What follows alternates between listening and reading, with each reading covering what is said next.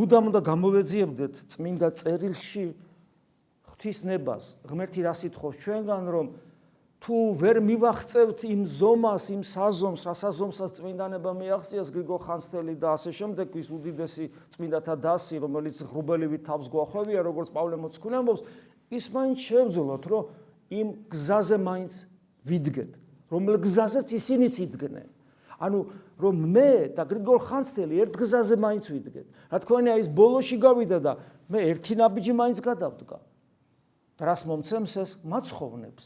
იმიტომ რომ ჩემი უსუსურობის, ჩემი უნარობის, ჩემი დაცემულობის, ცოდვილობის გამო უფალმა არა მარტო ის თქვა, რომ სიცოცხლე და ჭეშმარიტება ვარო, არამედ ის თქვა, რომ გზა ვარო და გზა ბოლოში და თავში ერთი გზა არის, გესმით? ეს ჩემთვის გააკეთა ასე, რომ იცის, რომ მე არ ვარ ის, ვინც ჭეშმარიტებამდე მივალ, სიცოცხლემდე მივალ.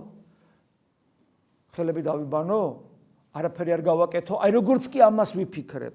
მე სად მივახწევ იმას და როგორც კი ამქედან გამომდინარე პასიურობა შემოვა, იმ წამსვე დაღუპვა, იმიტომ რომ გზაზეც აღარ დგავარ. ადამიანი არასოდეს არ იტყვის იმას, რომ მე იქ არ უნდა მივიდე.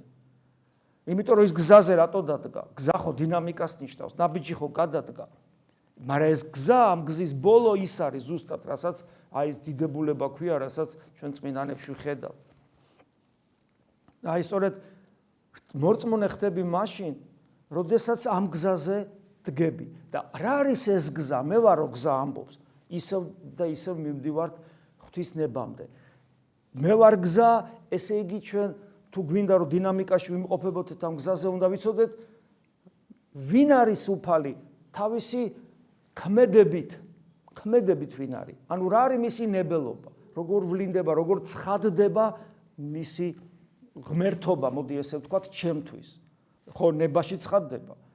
ამიტომ კვლავ და კვლავ იქ მივდივართ, რომ მისი ნება უნდა გავიგოთ, ამოვიცნოთ, ამიტომაც კვლავ და კვლავ უღმავდებით იმ უშრეთ სიბრძნეს, რომელიც არის ეკლესიაში, რომელიც წერილობით გვეძლევა წმინდა წერილის მიერ, წმინდა მამათა თხუზულებების მიერ და ლიტურგიკული ტექსტების მიერ. ამიტომ დაუკვირდით ხოლმე, რასაც კითხულობთ აქ, ძალიან ღრმა ტექსტებია ყოველთვის ლიტურგიკული ტექსტები, ძალიან ღრმა და აბსოლუტურად სანდო, გესმით? ლიტურგიკული ტექსტები არის აბსოლუტურად სანდო.